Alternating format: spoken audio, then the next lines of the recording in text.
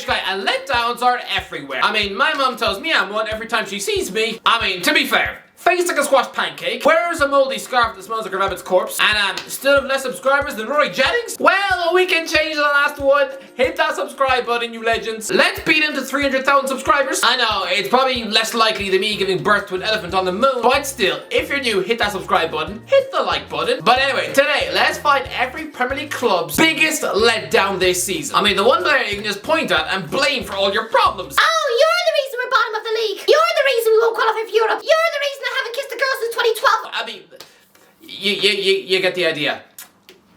Right, let's go. Arsenal, Takahiro Tomiyasu. Do Arsenal have any letdown this season? Really? Like anyone? I really don't think so. At a push, Takahiro Tomiyasu hasn't really impressed me when he's played. I know he's had his injuries, but I mean, he's effectively given away his right back spot to Ben White. You know, a £50 million centre back. I don't know, if I was TT, a Japanese superstar, I'd be a bit embarrassed. But honestly, lads, let's be real. Arsenal don't have a letdown. Not really. I mean, trying to find one in the supreme Arsenal squad, it's a bit like going down to the local comic book shop and trying to find someone who doesn't live with his mum. Aston Villa Luca Digne. What has happened to Luca Digne's career? There's a man who just over a year ago turned down a transfer to Newcastle United because he didn't fancy a relegation scrap. I mean, this was a former Barcelona and PSG left back. So asking him to locate up north, to live in a city which is practically sponsored by Greggs, he wasn't feeling it. But this is his first full season at Villa. He should be an absolute superstar in defence, but he's not. He's contributed to 11 defeats this season. He's already been replaced by Alex Moreno, and he's now played just 6 minutes of football across his last 5 games. In Unai Emery's eyes, the great Luca Digne, the highest paid player in Aston Villa's squad, on wages of £160,000 a week. Oh, he now just belongs on the bench. Bournemouth, Antoine Semenyo. If Bournemouth stay up, I don't really think they'll care about the fact that Antoine Semenyo has been about as threatening as poo on toast, but they still paid Bristol City £10 million for this striker in January. I mean, he's 23 years old, already has 2 goals for Ghana. I mean, he even went to the World Cup, but again, his impact always been pretty poor. His debut was playing the full 90 minutes in a limp 1-0 defeat at Brighton, and then it was just 30-minute cameos off the bench, and the fans have slowly seen him less and less. He played 2 minutes against Liverpool, 1 minute against Fulham, 5 minutes against Brighton, 2 minutes against Leicester, 0 minutes against Tottenham. This guy doesn't even need to shower after every match. He could literally wolf down a full English breakfast 20 minutes before every Premier League game, and it wouldn't make a difference. This was the £10 million superstar who was supposed to bang in the goals and save Bournemouth from the drop, but man. Brentford, Christopher Ajer. Remember when at Celtic, Christopher Ajer was supposed to be the next Virgil van Dijk? Yeah, this season has been an injury-riddled mess for this Norwegian centre-back. He's missed large chunks of the season, has not even been allowed off the bench 6 times this season, and when he's played, it hasn't been very good. He's only made 9 Premier League appearances. 1 was a 3-0 loss to Arsenal, 1 was a 5-1 defeat to Newcastle, another was a 4-0 loss to Aston Villa. On the rare occasions he's actually been in the Brentford defence, he's been wobblier than a melted Toblerone. Brighton, Billy Gilmore. The hype for Billy Gilmore must be absolutely lying in a roadside ditch, covered in empty milk cartons and chunks of dead cats. Remember when Chelsea loaned Gilmore to Norwich City last season, and he was going to be unleashed as the next midfield superstar? The replacement for Emi Buendia, right? That didn't happen, no, but I mean, it's fine, right? He was then bought by Graham Potter at Brighton in the summer. Oh, finally, he'd be in a settled team who controls possession, right? This Scottish sensation was going to be elite on Match of the Day. Yeah, no, Gilmore has been the most forgettable thing in the league. It's almost laughable how pointless his existence has been on the South Coast. These have been his 7 Premier League games. 1 minute against Leicester City, 1 minute against Tottenham, 3 minutes against Man City, 8 minutes against Wolves, 1 minute against Southampton, the full 90 minutes against Arsenal, yes, but I mean, they lost 4-2 at home, then 57 minutes against Bournemouth in February, and that's it. Roberto De Zerbi has absolutely no interest in picking his forward Chelsea wonder kid. I mean, he turns 22 in June, so what next? He'll probably get loaned to Swansea or Rotherham. And in 10 years, he'll just be known as the guy who used to be mates with Mason Mount. Chelsea, Mykhailo Mudryk. What a waste. Are we for real? £90 million just thrown away as if it's nothing for a raw, unproven winger who, again, wasn't even picked for his country's Euro 2020 squad. Mudryk is the winger with 12 career goals. Yeah, he's 22 and a half. What is this? £90 million. I'm convinced this is just Todd Bowley lazily copying Arsenal's shopping list. Just like when they tried to pinch Rafinha in the summer, the hype from Mudryk. Mudryk is an example of the biggest player who everyone wanted to succeed. I mean, the guy made his Chelsea debut against Liverpool. He came on, dropped his shoulder and hit the ball into the side net. And everyone reacted to it as if this was Ronaldinho in the flesh. No, Theo Walcott could have done that too. Look, if this was just some homegrown teenage kid from the academy, like Callum Hudson-Odoi, then it wouldn't be so bad. But I mean, he's only contributed to one sad and lonely win in a Chelsea shirt. We are talking about the biggest letdowns. And for some reason, back in January, the world seemed to be convinced that this guy was a superstar. I mean, why? Because he banged on it against Celtic last Halloween? Because he's got rockstar tattoos on his neck? Sure, he might look like a blonde Post Malone. Yes, but with a ball at his feet, he's no better than peak Marco Marine. Same initials too. Crystal Palace, Albert Sambi Lokonga. Remember when Albert Sambi Lokonga had hype in Arsenal's midfield? So naturally, a former Gunners captain Patrick Vieira choosing to sign him on loan from Crystal Palace halfway through the season. I mean, exciting times at Sellers Park, right? Wrong. He didn't win any of his first 7 league games in Palace's midfield. Vieira was sacked. Roy Hodgson immediately dumped this guy to the bench. And now this Arsenal loanee has just been given 5 minutes off the bench. If a 23-year-old Belgian international who's on Arsenal's payroll cannot get into a midfield past Jeffrey Schlupp, oh, then that is a big letdown. Everton James Garner. James Garner was in the same class as Mudryk last summer, in that everybody seemed to decide that this boy was potential world class. After shining in Nottingham Forest midfield in the Championship, Manchester United fans were disgusted that Eric Ten Hag was not building his team around him and choosing to sell him to Everton for just £9 million. The likes of Mark Goldbridge probably immediately threw his shepherd's pie out the window of his car. I think letting James Garner go was a disgrace, disgusting, and a terrible deal. This was supposed to be Garner's breakthrough season under Ten Hag. I mean, he was impressing in pre-season friendlies, right? Yeah, instead he's gone to Everton and just be the next Tom Cleverley. No real bite in midfield. I mean, he lost his place, was out injured for 2 months with a bad back, and only last week did Sean Dyche finally give him his first start, as Everton's midfield is absolutely carved open by Fulham in a 3-1 defeat.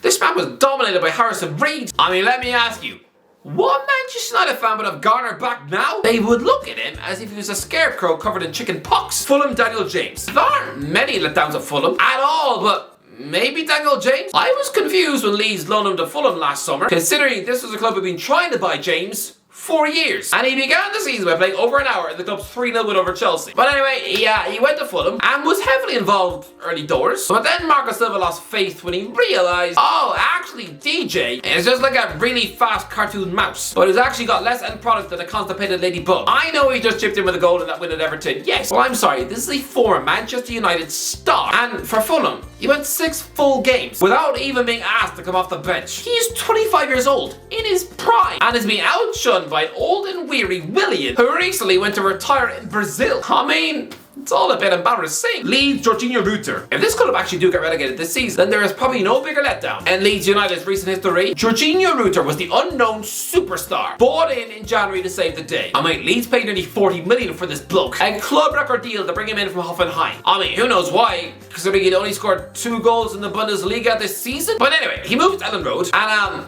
absolutely 0 goals in his 12 matches on the pitch, and now he is representing a team in total free fall. I mean, his last 3 games have been terrible defeats. 4-1, 5-1 and 6-1. It's getting steadily worse. The logical step is now he's going to be involved in a 7-1 loss. I mean, if that actually happens at Fulham, forget being sacked. Javi Garcia should arguably just be forced to eat Weetabix with a live piranha in the bowl. Leicester Jamie Vardy. There are quite a few candidates here, but surely the answer is Jamie Vardy. If Vardy knew he was going to be this bad this season, he should have just quit Leicester last summer. He scored 17 goals last season, and now he's only got 1 in the Premier League. If Leicester do go down, a large chunk of that is on him. Vardy has played virtually every week, and watching him play football now, but like watching James Corden doing yoga in the nude. Just, no thanks. If Vardy is partly responsible for Leicester going down, it'll be so sad for his legacy. Liverpool Trent Alexander-Arnold. Trent Alexander-Arnold has been absolute panda diarrhea all season long. The signs were there. After a flop performance in the Champions League final last May, Liverpool fans were probably convinced that TA would come good this season again. Go away over the summer, work at his defending, and kick on in the World Cup year, right? No. He's been hopeless at times. Some of his defending. If you were to sit down and watch a 2-hour compilation of all his mistakes, within 30 minutes, you'd probably want to walk in front of a bus. Going forward, yeah, he's looked predictably good at times, but even then, his attacking stats are not up to much. I mean, he picked up 19 assists last season. This time out,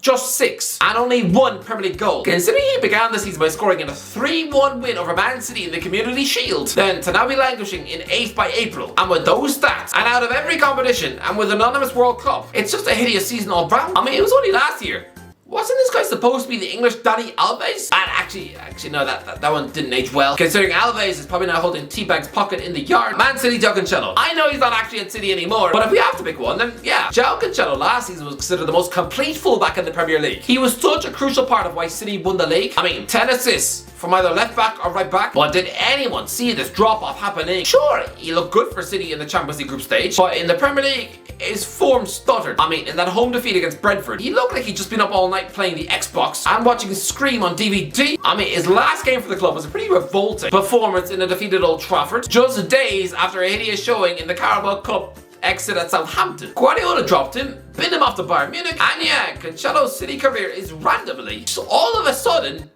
buried at sea. Man United, Jadon Sancho. I don't understand what's going on with Jadon Sancho. I'm not usually one to buy into brain-dead English hype, but at Borussia Dortmund, this guy looked like a legitimate monster. I remember when Man United signed him, I said he would eventually help them win the league. I thought he was going to be another elite superstar. I mean, he suffered in his debut season, yes, but lads, the early signs were there that this season was going to be better. Like when he neatly scored in that win over Liverpool, and then in the away win at Leicester. But that Derby Day embarrassment at the Etihad did something to Sancho. He left the pitch with Man United 5-1 down, and then Sancho was benched for the next match. Then he was left out of the World Cup squad, was mocked by an aeroplane on Twitter, been missing for 3 months, has since come back into the team, scored against Leeds and Leicester again, but he was benched for the trip to Anfield, the biggest game of the season, and hasn't really done anything in the games he's played since. I like Sancho, but he's clearly already being replaced by Antony. I mean, that's now 5 goals and 2 assists in his last 37 Man United games. That's poor. That's really poor. What is going on, Jadon? Newcastle, Anthony Gordon. I'm not just looking at what Anthony Gordon's done in a Newcastle shirt. I'm looking at his entire season. So Everton fans,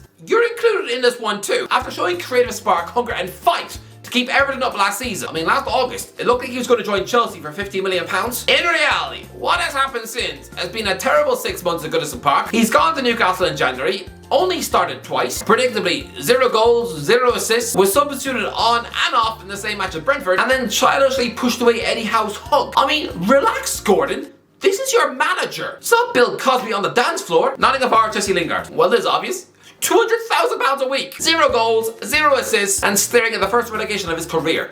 If you just clicked and showed that West Ham form, he'd have single-handedly kept Forest up. Southampton douche collector Carr. Douche collector Carr has been one of the biggest flops of the season. While at Marseille, this beefcake Croatian centre-half, who looks a little bit like a nightclub bouncer, he was always linked with a big Premier League move. Incredible, Jurgen Klopp was sniffing around him for months. To be fair, that was around the time he also signed Ozan Kabak. Yeah, Klopp really went slumming it that year, so he moves to Southampton for just £8 million, and he's been hopeless. He's only helped to keep 1 clean sheet, very quickly lost his place in the starting 11, and for a team bottom of the league, that's pretty impressive. I mean, I don't think anyone at the club really forgave him when he stupidly gave away penalties as they lost at home in the FA Cup to Grimsby. And he was also sent off in the first leg of their Carabao Cup semi-final. So, he's really been a joke. Tottenham Richarlison, £60 million, 0 Premier League goals. Honestly, that stat alone is keeping Yves Bissouma off the list, and part of me wanted to pick Son Heung-min. But Richarlison, to be fair, I know his performances haven't actually been as bad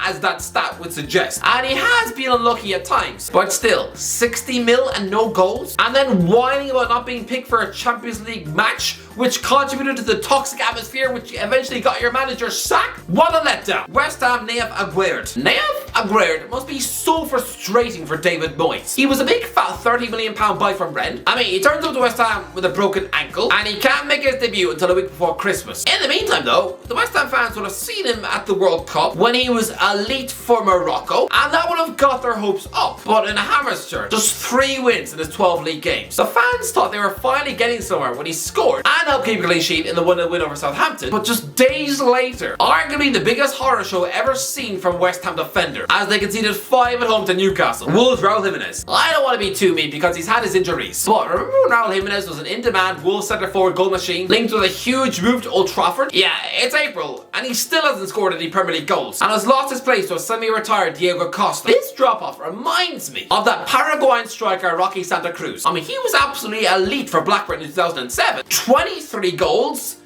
but by 2011, 0 goals in 10 games on loan. That's where Jimenez is at now. From 27 goals to nothing in the space of just 3 years. Sad to watch. Anyway, that's who won. Let me know, what do you think? Let me know in the comment section below. What do you think? Who's been the biggest letdown? Let me know. If you enjoyed the video, don't forget to like, subscribe as always. I'll talk to you in a while.